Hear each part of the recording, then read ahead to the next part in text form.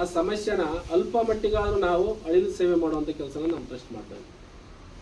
ಸುಮಾರು 3 ವರ್ಷದಿಂದ ಈಗಾಗಲೇ ಆಲ್ರೆಡಿ ಸುಮಾರು ಒಂದು 10 ಸ್ಕೂಲ್ಗಳನ್ನ ಪ್ರತಿ 2 ತಿಂಗಳು 3 ತಿಂಗಳಿಗೆ ಒಂದೊಂದ್ಸರಿ ಒಂದೊಂದು ಶಾಲೆನ ಆಯ್ಕೆ ಮಾಡ್ಕೊಂಡು ನಾವು ಈ ಥರ ಪೆನ್ನು ಪುಸ್ತಕ ಅಲ್ಲಿ ಸ್ಕೂಲಲ್ಲಿ ಎಷ್ಟಿದೆ ಕೆಲವು ಅಲ್ಲಿ ಈಗ ಹಿರಿಸೇವೆ ಸ್ಕೂಲ್ ಮಾಡಿದ್ರೆ ಅಲ್ಲೊಂದು 40 ಮಕ್ಕಳಿದ್ದು, ಮದಿಕೆರೆ ಸ್ಕೂಲ್ ಮಾಡಿದ್ವಿ, ಚಂದ್ರಾಪಣ ಸ್ಕೂಲ್ ಮಾಡಿದ್ವಿ, ಇದೇ ಥರ ಮತ್ತು ಇನ್ನೂ ಹಲವಾರು ಬೇರೆ ಬೇರೆ ಕಡೆ ಎಲ್ಲ ಮಾಡಿದ್ವಿ. ಮತ್ತು ಅಂಧ ಮಕ್ಕಳುಗಳಿಗೆ ಅವಕ್ಕೆ ಏನು ಅಂಧ ಮಕ್ಕಳುಗಳಿಗೆ ಏನು ಹೆಲ್ಪ್ ಆಗುತ್ತೆ, ಅವಕ್ಕೆ ಏನು ಹೆಲ್ಪ್ ಬುಕ್ಸ್ ಕೊಟ್ಟರೆ ಏನು ಉಪಯೋಗ ಇಲ್ಲ. ಅಲ್ಲಿ ಅವಕ್ಕೆ ಆಟೋಪಚಾರ ಆಟ ಆಡೋಂಥ ಮಕ್ಕಳು ಅಂಧ ಮಕ್ಕಳುಗಳಿಗೆ ಕೈಯಿಂದ ಕೈಗೆ ಥ್ರೋಬಾಲ್ ಎಸೆಯೋದು, ಮತ್ತು ಇನ್ನೇನಾದರೂ ಈ ಮ್ಯೂಸಿಕಲ್ ಚೇರ್ಗೆ ಅದಕ್ಕೇನಾದ್ರು ಬೇಕು ಆ ಥರದ್ದು ಏನಾರು ಆಟಕ್ಕೆ ಅನುಕೂಲ ಆಗುತ್ತೆ.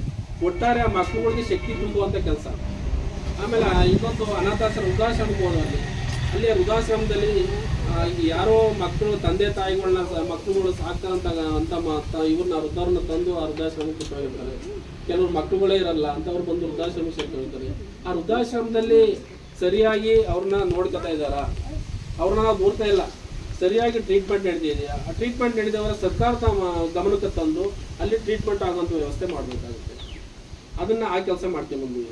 ಮತ್ತು ಅಂಧ ಮಕ್ಕಳುಗಳಿಗೆ ಏನು ಒಂದು 2-3 ಅಂಧ ಮಕ್ಕಳು ಶಾಲೆ ಹಾಸನದಲ್ಲಿ ಒಂದು ಮಾಡಿದ್ದೀವಲ್ವ, ಹಾಸನದಲ್ಲಿ ಚಂದ್ರಾಪುರದಲ್ಲಿ ಮಾಡಿದ್ದೀವಿ, ಮತ್ತು ಇಲ್ಲಿ ಮಾತೃಭೂಮಿ ವೃದ್ಧಾಶ್ರಮದಲ್ಲಿ ಮಾಡಿದ್ದೀವಿ, ಕಾರ್ಯಕ್ರಮ ಮಾಡಿದ್ದೀವಿ. ಸುಮಾರು ನಾವು ಹಲವಾರು ಇವನ್ನ ಆಯ್ಕೆ ಮಾಡ್ಕೊಂಡು ಸಂಸ್ಥೆಗಳನ್ನ ಆಯ್ಕೆ ಮಾಡ್ಕೊಂಡು ನಮಗೆ ಏನು ಹೆಲ್ಪ್ ಆಗುತ್ತೆ ಈ ಟ್ರಸ್ಟ್ ವತಿಯಿಂದ. ಇವತ್ತು ಟ್ರಸ್ಟ್ಗೆ ಯಾವುದೇ ರೀತಿ ಸರ್ಕಾರ ಸವಲತ್ತು ಬರ್ತಾ ಇಲ್ಲ. ನಾವು ಸ್ವಂತ ದುಡಿಮೆಯಿಂದ ಅದು ನಮ್ಮ ಕೈಲಿ ಏನಾಗುತ್ತೆ ಅದಕ್ಕೆ ಕೊಡ್ಬೋದಾ, ಏನು ಕೊಡ್ಬೋದು. ಅವತ್ತು ಮೊನ್ನೆ ಬಂದಾಗ ಮೇಡಮ್ ಅವ್ರನ್ನ ರಿಕ್ವೆಸ್ಟ್ ಮಾಡ್ಕೊಂಡು ಏನು ನಾವು ನಮ್ಮ ಉದ್ದೇಶ ಅಂದರೆ ಟ್ರ್ಯಾಕ್ ಸೂಟ್ ಕೊಡಬೇಕು ಅಂತೇಳಿ ಅಂದ್ಕೊಂಡಿದ್ದು. ಮಕ್ಕಳುಗಳಿಗೆ ಟ್ರ್ಯಾಕ್ ಸೂಟ್ ಕೊಡೋಣ, ಶೂ ಕೊಡೋಣ, ಟೈ ಬೇಡ್ ಕೊಡೋಣ ಅಂತ ಅಂದ್ಕೊಂಡ್ಬಂದು ಏನು ಕೊರತೆ ಇದೆ ಅಂತ ಕೇಳಿದಾಗ ಯಾರೋ ದಾನಿಗಳು ಬಂದು ಇವನ್ನ ಕೊಟ್ಟಿದ್ದಾರೆ, ಸೂಟ್ ಏನು ಟ್ರ್ಯಾಕ್ ಸೂಟ್ ಎಲ್ಲ ಕೊಟ್ಟಿದ್ದಾರೆ, ಶೂ ಎಲ್ಲ ಕೊಟ್ಟಿದ್ದಾರೆ ಅಂತ ಕೇಳಿದ್ರು. ಇನ್ನೇನು ಕೊರತೆ ಇದೆ ಅಂದಾಗ ಇನ್ನು ಸದ್ಯದಲ್ಲಿ ಏನಿಲ್ಲ ಅಂತ ಕೇಳಿದಾಗ ನಾವೇ ನಮ್ಮ ವಾಲಂಟ್ರಿಯಾಗಿ ನೋಟ್ಬುಕ್ಗಳನ್ನ ಕೊಡ್ಬೋದಾ, ವಿತರಣೆ ಮಾಡ್ಬೋದು ಅಂತ ಕೇಳಿದಾಗ ಆಯಿತು ಮಾಡಿ ಅಂತೇಳಿ ಅವರು ಇದರಿಂದ ಒಪ್ಕೊಂಡ್ರು. ಹಂಗಾಗಿ ನಾವು ಸರಿ ಆಯಿತು ಅಂತ ಹೇಳಿ ಒಂದು ಡೇಟನ್ನು ನಿಗದಿ ಮಾಡಿ ಇವತ್ತಿನ ದಿನ ಬಂದಿದ್ದೀವಿ ಇಲ್ಲಿ.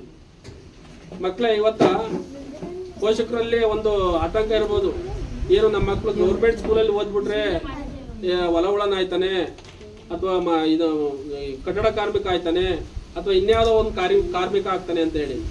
ಇವತ್ತ ಕಟ್ಟಡ ಕಾರ್ಮಿಕನ ಹೊಲವುಳ ರೈತನಿಂದ ಹಿಡಿದು ಈ ದೇಶಕ್ಕೆ ಅನ್ನ ಆಗ್ತಿರೋದು ಅವರೇ. ಸೈನಿಕರಾಗಲಿ, ರೈತ ಆಗಲಿ, ಇನ್ಯಾವುದೋ ಕಟ್ಟಡ ಮಾಡೋದೇ ಆಗಲಿ, ಏನಾದರೂ ಈ ದೇಶದಲ್ಲಿ ಮಾನವ ಜೀವಿಗೆ ನೆರಳಾಗಿದ್ದೇನೆ ಅಂತಂದರೆ ಈ ಸರ್ಕಾರಿ ಶಾಲೆಯಲ್ಲಿ ಓದಿದಂಥ ಮಕ್ಕಳುಗಳೇ. ಇವತ್ತೆಲ್ಲ ಬರೀ ಅಷ್ಟಕ್ಕೆ ಸೀಮಿತ ಆಗಿಲ್ಲ, ದೊಡ್ಡ ದೊಡ್ಡ ಸೈಂಟಿಸ್ಟ್ ಆಗಿದ್ದಾರೆ.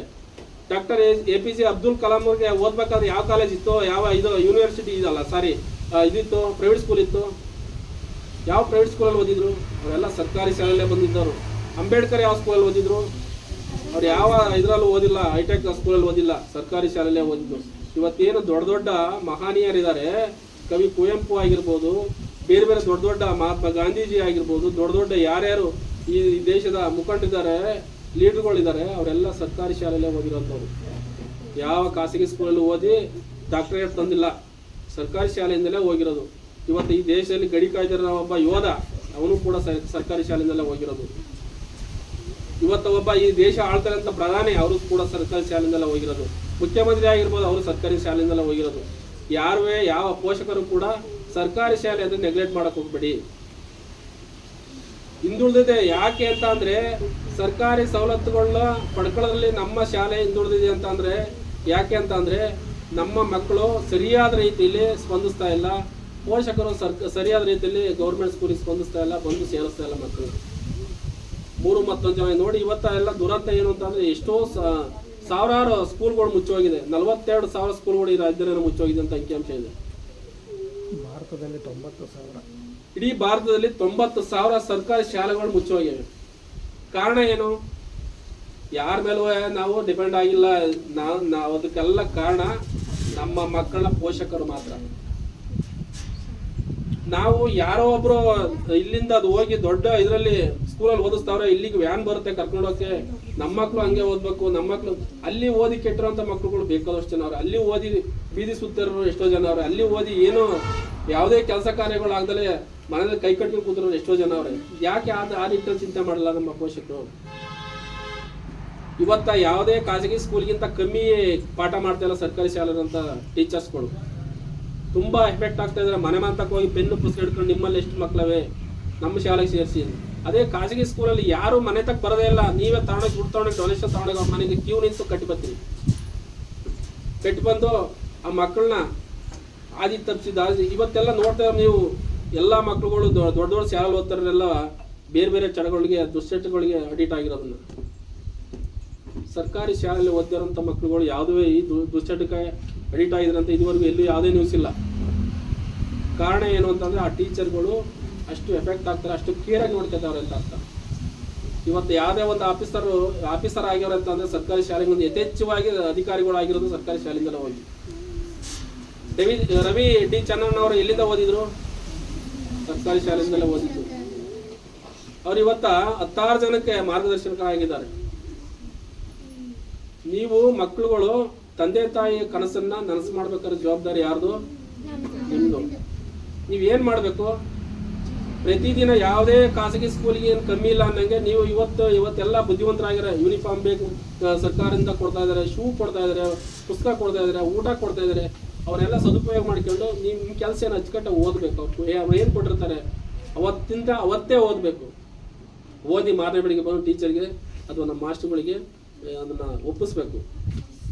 ಈ ಕೆಲಸ ಆದರೆ ಮಕ್ಕಳುಗಳು ನಿಜವಾಗ್ಲೂ ಮೇಲ್ ಬರ್ತಾರೆ. ಯಾವುದೇ ಖಾಸಗಿ ಸ್ಕೂಲಿಗೆ ಕಮ್ಮಿ ಇಲ್ಲ ಅನ್ನೋದನ್ನ ನೀವು ತೋರಿಸ್ಬೇಕಾಗಿರೋದು. ನೀವು ಇವತ್ತ ಈ ಹಳ್ಳಿಗಾಡಿನಲ್ಲಿ ಏನಾದರೂ ಪರಿಸರ ಮತ್ತು ವಾತಾವರಣ ಚೆನ್ನಾಗಿದೆ ಅಂದರೆ ಹಳ್ಳಿಗಾಡಿನ ಮಕ್ಕಳು ಮತ್ತು ರೈತರಿಂದಲೇ. ಯಾವ ಯೂನಿವರ್ಸಿಟಿ ಓದಿರಲ್ಲ ಅವರೆಲ್ಲ ಕಾರು ಬಂಗ್ಲ ತನ್ನ ಕಾಂಕ್ರೀಟ್ ಮಯ ಮಾಡ್ತಾರೆ ಇಡೀ ಇದನ್ನೆಲ್ಲ ಸಿಟಿಯೆಲ್ಲ. ಇವತ್ತೇನಾದರೂ ರೈತರು ಹಳ್ಳಿ ಕಡೆ ಹಸಿರಾಗಿ ಉಳಿದಿದೆ ಗಿಡ ಮರ ಅಂತ ಅಂದರೆ ಅದಕ್ಕೆಲ್ಲ ರೈತರು.